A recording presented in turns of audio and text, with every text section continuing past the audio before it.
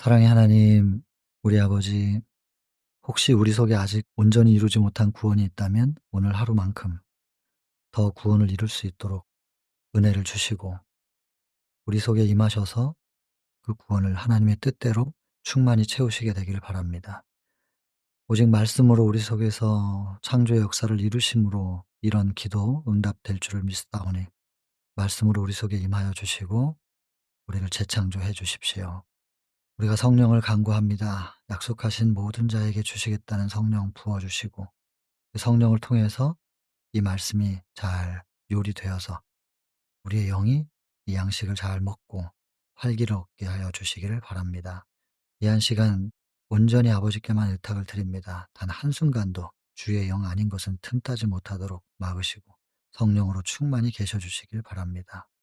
예수님 귀하신 성으로 간절히 기도드립니다. 스가랴 12장 11절.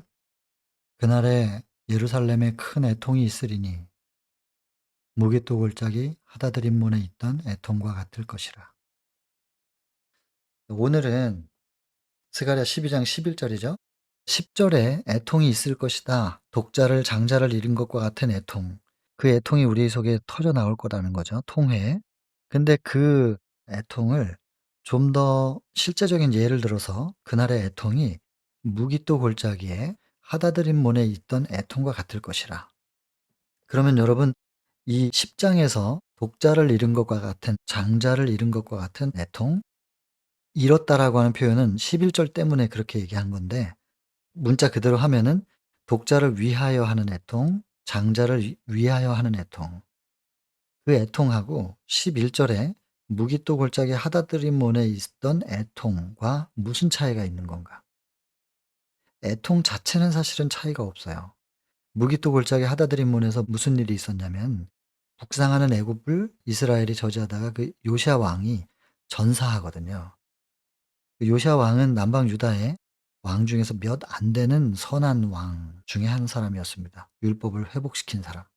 그래서 당시에 이스라엘은 전 세계 중심 지역이죠, 지정학적으로. 그러니까 남쪽에서 올라가려고 그래도 거쳐야 되고 북쪽에서 내려오려고 그래도 거쳐야 되고 동쪽에서 유럽 쪽으로 혹은 아프리카 대륙으로 가려고 해도 거쳐야 되는 장소. 딱 그 중간에 있는 자리입니다. 하나님께서 왜 이런 곳에 당신의 나라를 세우셨는가? 가장 중앙에 세우셔서 온 세계로 복음을 전파하게 하시려고. 하나님이 함께 계시면 굉장히 부강해질 수 있는 곳이고 교역의 중심이니까. 근데 교역의 중심이기 때문에 어떤 나라든지 간에 다 차지하려고 하는 곳이죠. 그래서 모든 주변 국가로부터 계속 공격받을 수밖에 없는 자리예요. 그럼에도 불구하고 하나님이 함께 계시면 누가 감히 넘볼 수가 있으며 점령할 수가 있겠어요. 그래서 강하기만 하면 온 세계를 향해서 뻗어나갈 수 있는 중심지고 약하면 주변 국가로부터 계속 공격받을 수 있는 전략적인 요충지니까 그렇게 공격받는 주변 국가들이 탐내는 그 자리인데 요시야 왕은 오랜만에 율법을 세우면서 하나님을 모셔드리고 이스라엘을 응집시킨 왕입니다. 그러니까 강해져 버렸죠, 이스라엘이. 그러니까 주변 국가들이 좀 걸림돌이 되는 거예요. 쉬울 때. 약할 때는 그냥 치고 가고 막 그랬어요. 좀 무시하고 그랬는데 강하니까 이거 굉장히 걸림돌이 된단 말이에요. 근데 인제 애굽이 올라오고 있는데 이스라엘이 그걸 방어하면서 요시야 왕이 이스라엘을 강하게 만든 왕인데 그 왕이 전사한 거예요. 이스라엘 백성들 너무나 크게 통곡해요. 애통해요. 그 애통에 대한 얘기가 인제 역사서에 보면 이제 나오기는 하겠지만 오늘은 여기까지만 일단 하겠는데요. 그래서 이스라엘이 그 요시야 왕이 죽었을 때 굉장히 슬퍼하죠. 자 그러면 11절의 애통은 왕을 잃었기 때문에 애통하는 것이잖아요. 그래서 제가 독자나 장자에 대한 그들을 위하여 애통하고 통곡한다고 표현할 때 독자를 잃은 것 같은, 장자를 잃은 것 같은 이렇게 인제 연장선에서 11절과 연결시켜서 그렇게 표현을 했던 건데요.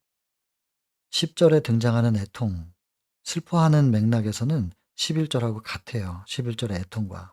그러나 뭔가 다른 부분이 좀 있어요. 그래서 독자를 위하여 장자를 위하여 애통하고 통곡하듯 한다. 그런데 11절에 또 통곡을 또 반복하면서 특별히 무길도 골짜기에 있었던 그 애통과 같다. 이렇게 표현을 하는데 무엇을 우리에게 전달하려고 하는가? 왜 이렇게 계속 반복하는가? 독자와 장자에 대해서는 알 것 같은데 무기또 골짜기는 뭐가 다른 것인가? 이런 궁금함이 좀 생기죠. 그래서 무기또 골짜기를 살펴보니 여기에서의 애통은 요시야 왕이 죽었기 때문이구나. 그러면 연결시키면 독자나 장자나 왕이 죽었을 때와 같은 그런 애통이구나. 그러면 인제 요것이 좀 애통이 약간 입장이 좀 다른 거죠. 독자나 장자를 위한 애통은 부모의 마음입니다. 하나님의 마음이겠죠. 근데 11 절은 왕을 잃은 백성의 마음이잖아요. 근데 어떤 분이 그런 질문을 하셨어요. "이스라엘은 요시야 왕이 죽었을 때 왜 슬펐을까요?" 이렇게 질문을 하더라고요. 왜 슬펐을까요? 요시야 왕이 죽었을 때 애굽 사람들은 슬펐을까요? 당연히 안 슬펐겠죠. 이스라엘을 응집시켜서 강하게 만들고 교통하기에 걸림돌이 되게 만든 왕이라면 당연히 애굽 입장에서는 안 슬퍼요. 근데 이스라엘은 슬퍼요. 요시야 왕이 좋은 왕이긴 한데 애굽 입장에서 볼 때는 하나도 안 슬프거든요. 애굽 입장에서는 굉장히 기뻐할 일이죠. 주변 국가들이 볼 땐 다 기뻐요. 근데 이스라엘은 슬픈 거예요. 왜냐하면 이스라엘이 이스라엘이기 때문에 그래요. 요시야 왕은 이스라엘의 왕이잖아요. 이스라엘의 왕이 죽었을 때 슬프다는 것은 내가 이스라엘이라는 증거죠. 요시야 왕이 죽었는데 하나도 안 슬프면 내가 이스라엘이 아닌 거죠. 그래서 여러분 나의 정체, 나의 뿌리가 어디 있는지를 알려주는 얘기가 11 절입니다. 스가랴 12장 11 절. 독자를 위한 애통, 장자를 위한 애통 이해가 좀 되긴 되는데 11 절의 애통은 다른 절에서 또 이것을 반복한다면 '이게 뭐지?' 생각을 좀 해 보게 되는데 이것은 '나의 정체에 대한 질문이구나. 나는 이스라엘인지 아닌지.' 십자가를 바라보면서 애통하지 못한다면 '나는 이스라엘인가 아닌가.' 이 부분에 대해서 스스로에게 좀 묻게 하는 성경절 같아요. 그래서 여러분 만약에 내가 이스라엘이 아닌 것 같다고 생각이 들면 아직은 야곱인 상태죠? 야복 강가로 가셔야 됩니다.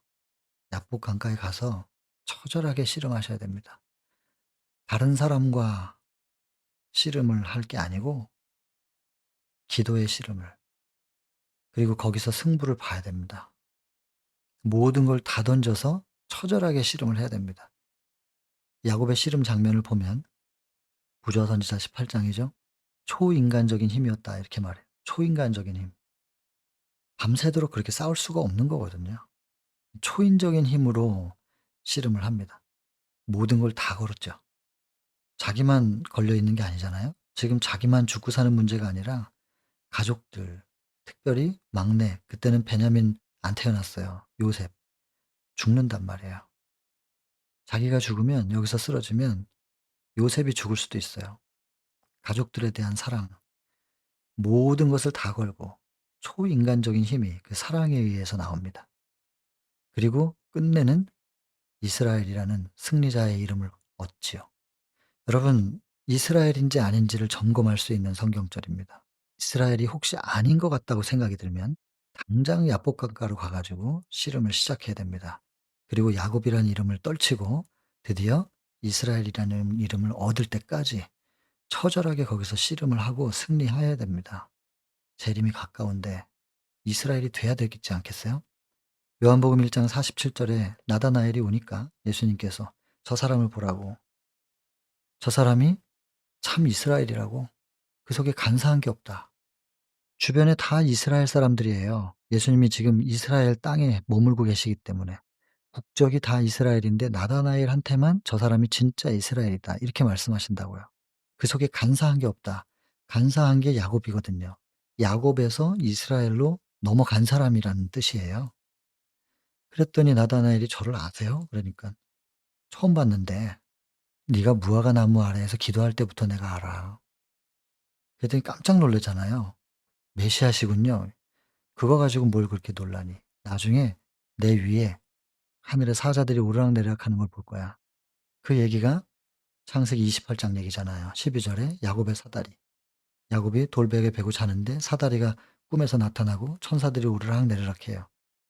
이거 지금 창세기의 야곱 얘기를 재현해서 지금 나다나엘에게 하신 말씀이거든요. 진짜 이스라엘, 그 속에 간사한 게 없다. 야곱의 뜻이 그거니까. 야곱 상태, 야곱의 사다리, 예수님을 통한 그 실제가 왔다는 거예요. 야곱의 사다리가 실제로 예수님이 오셔서 이제 하늘과 땅을 연결시키려고 하는데, 이런 상황 속에서 야곱 상태에 머물러 있으면 안 되고 이스라엘로 거듭나야 되지 않겠느냐는 그 메시지가 담겨 있는 거죠.